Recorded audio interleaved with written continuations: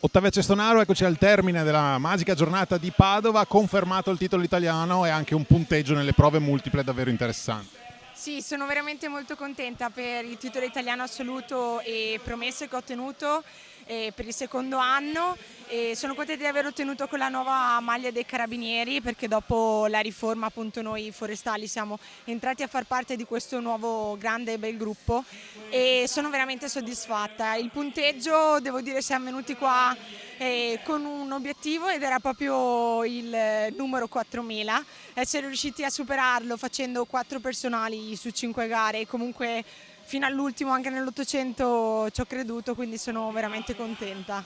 E in prospettiva campionati europei?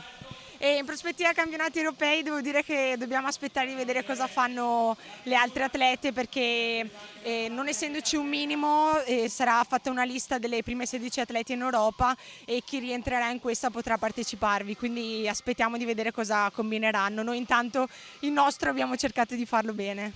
Sì, io ho sempre fatto le prove multiple fin da piccola perché mio papà allenatore crede molto nella multilateralità e quindi ha evitato di specializzarmi troppo presto e le prove multiple comunque fanno parte di me perché io faccio una preparazione molto globale e varia. Abbiamo provato a farle un po' meglio quest'anno e adesso vediamo, insomma, potremo farci un pensierino. Sicuramente ci vuole del tempo per prepararle bene e questo, ecco, sicuramente lo sanno tutti. L'800 l'abbiamo fatto anche con l'aiuto delle mie compagne di squadra dell'Atletica Vicentina, Gloria Golin e Beatrice Fiorese, un grosso lavoro di squadra e devo ringraziarle per questo.